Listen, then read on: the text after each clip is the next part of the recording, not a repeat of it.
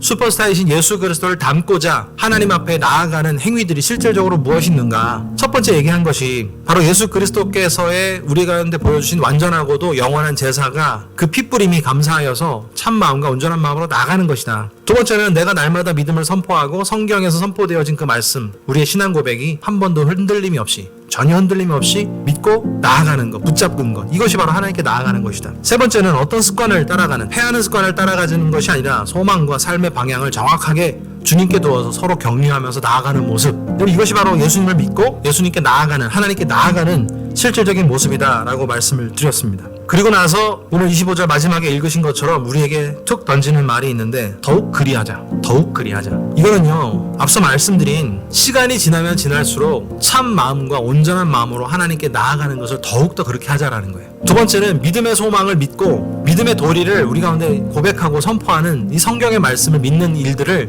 더욱더 그렇게 하자라는 거예요. 마지막으로 이야기하는 모이기를 패하는 습관 따라가지 말고 서로 격려하면서 서로 소망과 삶의 방향과 가치와 연결점을 더욱 그리스도에게 서로 두면서 우리가 모이자, 그걸 더욱 그리하자라고 이야기하는 것입니다. 이게 원어적으로 보니까 그 양을 늘려가자라는 뜻이더라고요. 어제 우리가 믿음의 양이 1이었다면 오늘 이런 마음들을 2로 늘리자.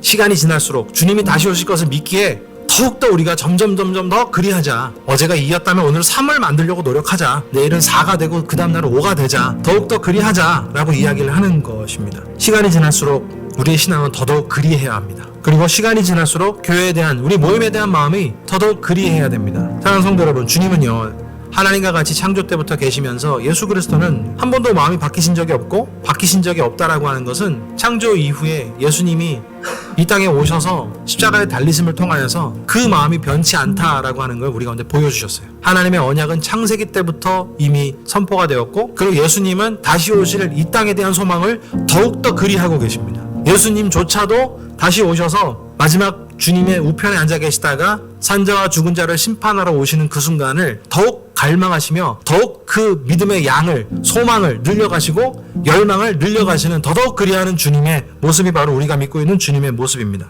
그에 대해서 우리가 참 마음과 온전한 마음, 그리고 우리가 믿는 도리의 소망을 흔들리지 않고 우리가 모이기를 패하는 습관을 따르지 않고 서로를 더 돌아보고 격려하여서 삶의 방향과 가치와 소망을 더욱더 예수 그리스도께 두는, 더욱 그리하는 성도 여러분 되실 수 있기를 예수 그리스도의 이름으로 축원합니다.